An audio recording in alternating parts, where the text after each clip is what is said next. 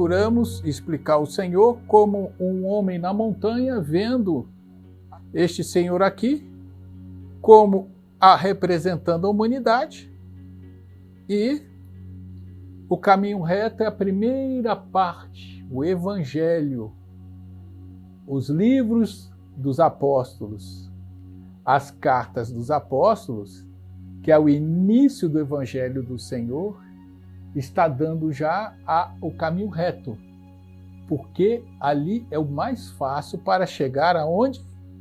Em Jerusalém, certo? Está aqui. E que o outro livro, o livro final, era o caminho mais difícil, mas que não tinha jeito, a não ser que por um desses caminhos, ou pelos caminhos que o homem escolhesse, ele ia chegar lá. Mas o Evangelho, esse caminho maravilhoso reto, era o principal. Isso foi bem esclarecido no outro vídeo, porém gostaríamos de acrescentar uma base muito importante, que é o livro de Jonas. Jonas é um dos livros do Velho Testamento e vai nos permitir entender bem esta questão da profecia do Apocalipse, por que Deus a trouxe para nós. Vai acompanhando as imagens que estamos colocando aí, enquanto a gente vai lendo aqui o livro de Jonas. Vamos lá. Diz o livro de Jonas assim: E foi dirigida a palavra do Senhor a Jonas. Levanta-te, Jonas, vá para a grande cidade de Nínive e prega contra ela, porque a sua malícia chegou até a minha presença. Porém, Jonas, para fugir da face do Senhor, foi para um barco até Tarsis. Porém, o Senhor enviou no mar, olha aí, um vento furioso, e o mar levantou-se numa imensa tempestade. Nisso temeram os marinheiros, que invocaram cada um seu Deus. E chegaram a Jonas, mas Jonas estava dormindo no porão. Olha que coisa, hein? E lá, a tempestade, para lá e para cá. E depois eles perguntaram então a Jonas: o que está acontecendo? De onde você veio? Estranhando a situação de Jonas, está dormindo tranquilo no porão. Jonas então explica a sua situação diante do Senhor e aconselha aos marinheiros: me pegue e jogue no mar, pois assim vocês estarão livres dessa tempestade, pois a ira de Deus é contra mim. E mesmo não querendo, os marinheiros tiveram que jogar Jonas no mar. Neste momento, no meio do mar, conta aqui o livro, hein? Não sou eu, não. Está aqui muitos crentes, muitos irmãos que leem a mensagem de Deus conhecem Jonas e está lá. Jonas foi engolido por uma baleia. E lá dentro do ventre da baleia, João começou a entrar em rogativa e oração por 3 dias e 3 noites. Até o momento em que o Senhor determinou que o peixe vomitasse Jonas na praia. E foi dirigida a Jonas a palavra do Senhor. Ele disse: levanta-te e vai até a cidade de Nínive e prega contra ela o que eu digo. E assim Jonas fez. Foi até Nínive e disse: daqui a 40 dias a cidade será castigada. E creram os ninivitas em Deus e ordenaram um público jejum a todos, desde o maior até o menor. Porém, chegou também a mensagem, olha aí, para o rei, E o rei mandou também reforçar e espalhar mais ainda as orientações de clamor a Deus, inclusive envolvendo os animais. E assim perguntou o rei: quem sabe assim o Senhor não irá nos perdoar? E assim se passou os 40 dias. E o que aconteceu? Nada. Jonas viu os 40 dias passar e, na expectativa, nada aconteceu. João ficou aborrecido. Reclamou com o Senhor, dizendo que ele tinha ficado mal perante o povo de Nínive, pois ele havia mandado fazer a profecia e nada aconteceu.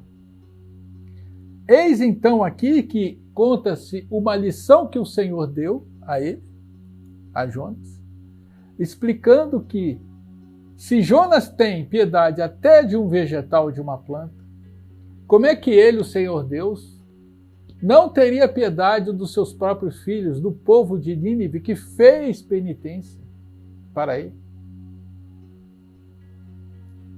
Olha, assim encerra a mensagem de Jonas, o livro de Jonas.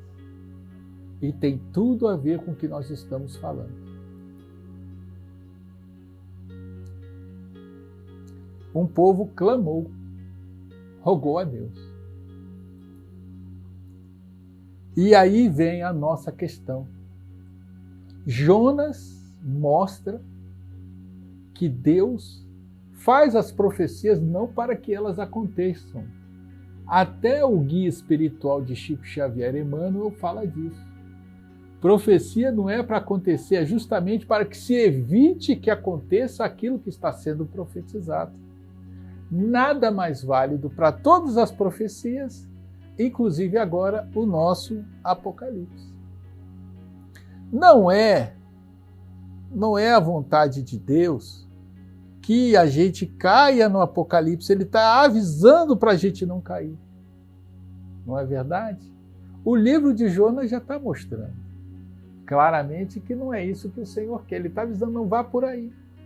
De maneira que o homem pode fazer muito parecido com o que aconteceu com o rei. Ou seja, em vez de pegar o caminho, eles estavam indo no caminho errado, aí chega e dá uma opa, peraí, por aqui não. Entenderam? Não é interessante? A gente está indo pelo caminho ruim, aí aparece uma pessoa no caminho, opa, não é bem assim. E quem tem ouvidos para ouvir e olhos para ver, fala, então, tá bom, não vou por aí.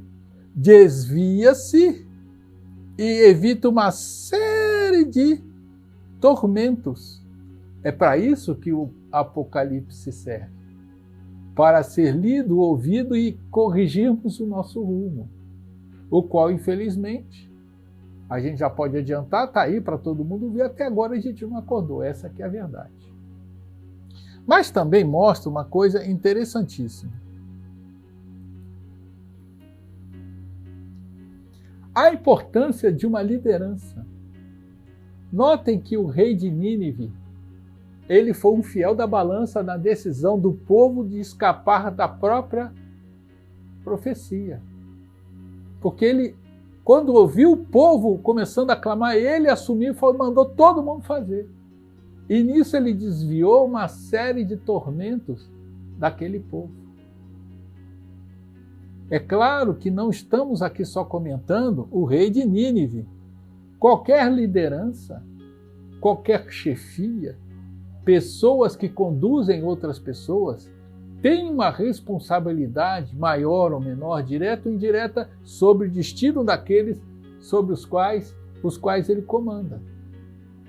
Aí vem presidentes, chefes de nações e por aí vai.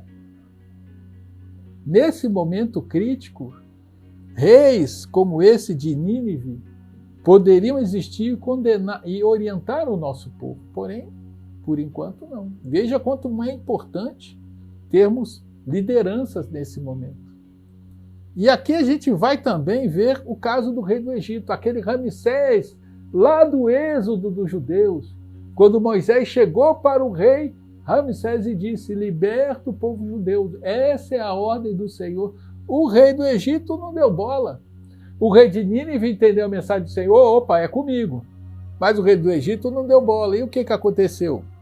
10 pragas do Egito. Se o rei do Egito fosse inteligente, logo no sangue, nas rãs ali, nas primeiras pragas, ele, opa, tem alguma coisa errada, e pá, pulava fora. Mas como ele não quis ouvir, ele sofreu todas as 10 pragas. E é nisso que nós gostaríamos de destacar. A mensagem do Apocalipse é para que a pessoa não entre. E logo nas primeiras taças ou trombetas, a pessoa pode acordar, principalmente por meio das suas lideranças, e tomar as providências espirituais, até físicas, mas não vamos entrar nesse detalhe, não é o objetivo desse vídeo, mas as posturas espirituais corretas. E não estou falando de presidente, chefe de Estado, não. Estou falando principalmente das lideranças religiosas.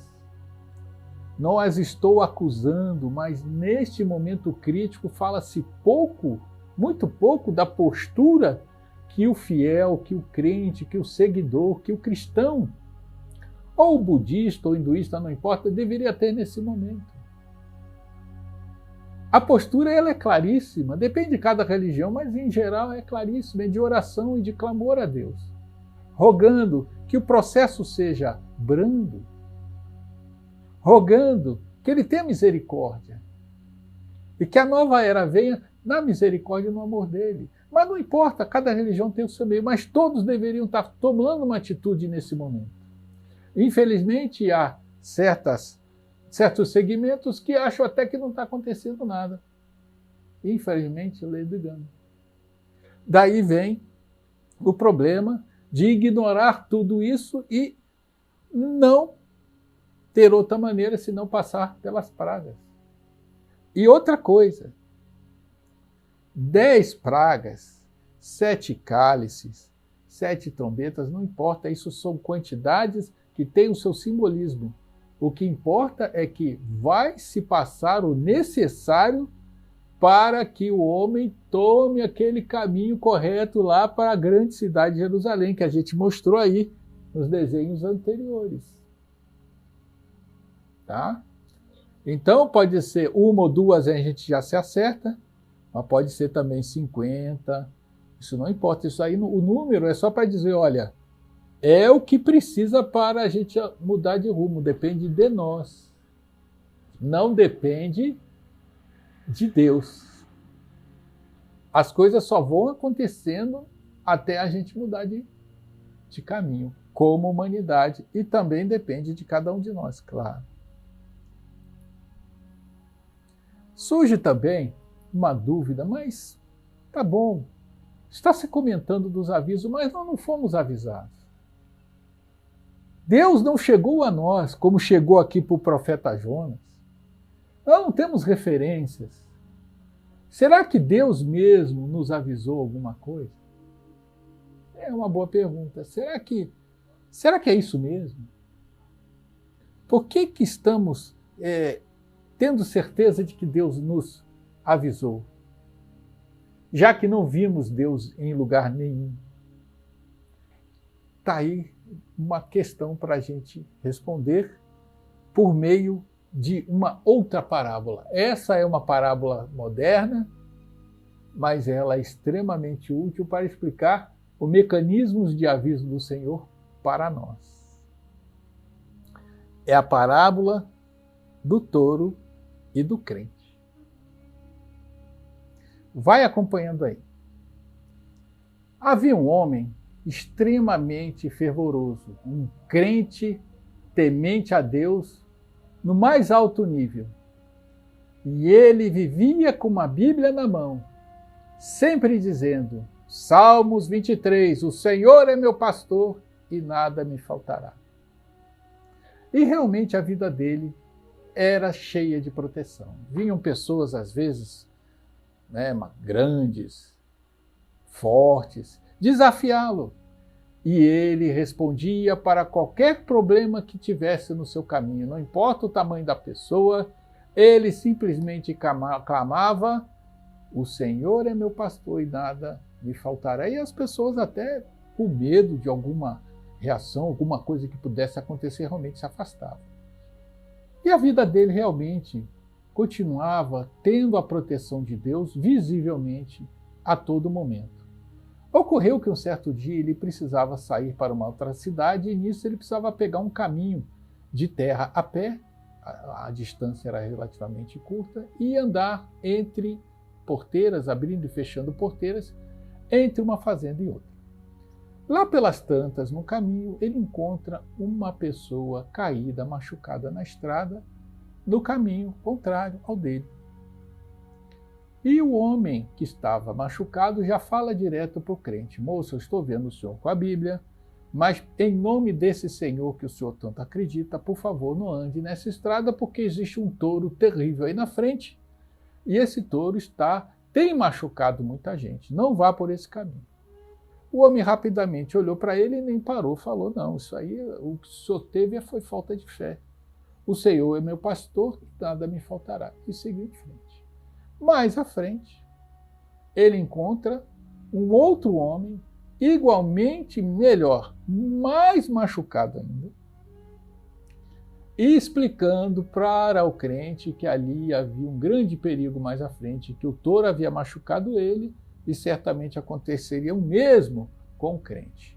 O crente respondeu quase sem olhar para o homem caído na estrada: o Senhor é meu pastor e nada me faltará.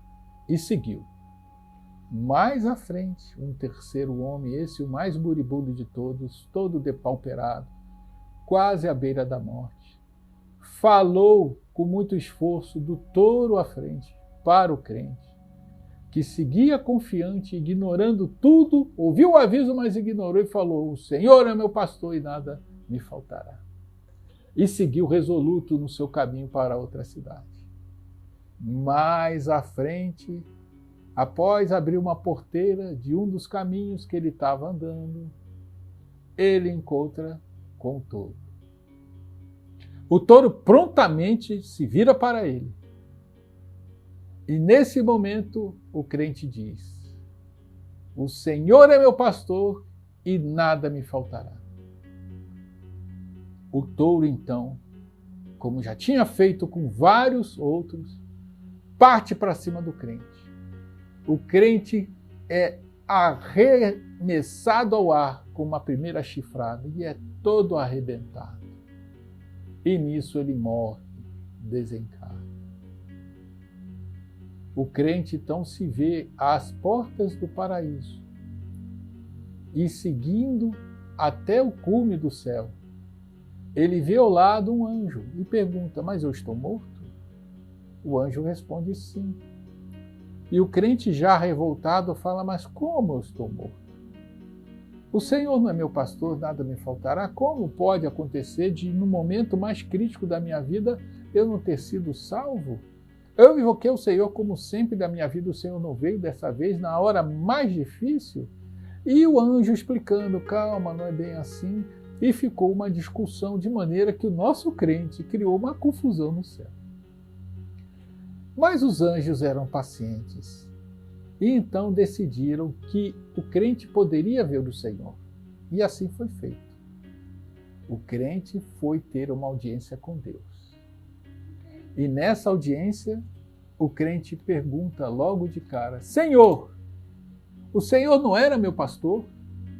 Deus responde de imediato: sempre fui, sou e sempre serei o seu pastor, meu filho.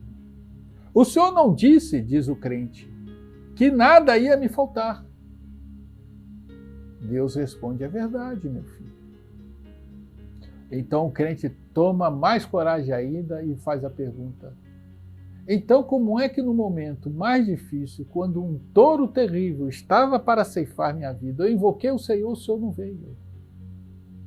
E Deus responde: meu querido filho, eu avisei você 3 vezes na estrada e você não quis me ouvir.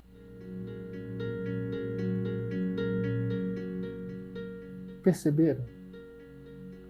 Deus não aparece, pelo menos de forma usual, Ele mesmo em sua obra. Ele faz questão que seus filhos participem, atuando e obrando no seu universo. Por isso ele não vê distinção, e não é para haver distinção, entre qualquer pessoa fazendo um bem ao outro e Deus. Saulo, Saulo, por que me persegues? Aparece Jesus para Saulo, o futuro Paulo, o último apóstolo da Bíblia. Jesus não fazia distinção entre os seus apóstolos perseguidos e ele mesmo. Deus falou: façamos o homem à nossa imagem e semelhança. Havia mais gente ao lado. Foi um trabalho coletivo. Deus quer que nós sejamos os seus instrumentos, então todo o bem que é feito na nossa vida mesmo, aquela pessoa que nos deu de comer, que nos agasalhou, que sustentou a nossa vida, que nos deu os melhores conselhos, que apontou os melhores caminhos, tudo que chegou de bem, de bom e necessário para nós, foi Deus. Foi Deus obrando por meio das pessoas. Por isso Deus, com Jonas, falou: vai lá e profetiza. Era ele, Deus, profetizando, usando Jonas, seu filho amado, como instrumento. E se vemos e entendemos a mensagem do Senhor por meio dessa parábola, desse jeito, podemos concluir muito pelo contrário. O Apocalipse, a revelação de João, foi uma das mensagens que Deus mais avisou o homem. Pois não avisou só dentro da cristandade, como a gente imagina. Todas as grandes religiões do mundo receberam, tem pessoas de bem informando sobre o momento crítico da humanidade, uma mudança de era, onde precisamos nos mudar, nos arrepender, etc. Desde os faraós do Egito, passando pelos maias, os budistas, os hinduístas, os evangélicos, todos eles, até uma tribo Hopi dos Estados Unidos, todos eles avisando: está chegando uma nova era. Haverá grandes tribulações caso a gente não mude de caminho. Deus fez questão de espalhar a mensagem por toda parte. Não é incrível? Com algumas chaves espirituais básicas, já encontramos coisas fantásticas na mesma Bíblia que muita gente conhece. Só agora, nessas conversas, nós já entendemos duas coisas básicas. Primeiro, o Apocalipse e mensagens semelhantes de origem divina não é para acontecer, muito pelo contrário, é um esforço para que não aconteça. O mensageiro que entregou o Apocalipse à terra, o próprio Senhor, é aquele que mais trabalha para que o Apocalipse não aconteça nos termos que se coloca aí na televisão. É justamente para que as coisas terríveis não ocorram com os seus amados filhos que Deus deu o aviso: não vá por aí. Entenderam? Quem menos quer que o Apocalipse aconteça é justamente aquele que o enviou à terra.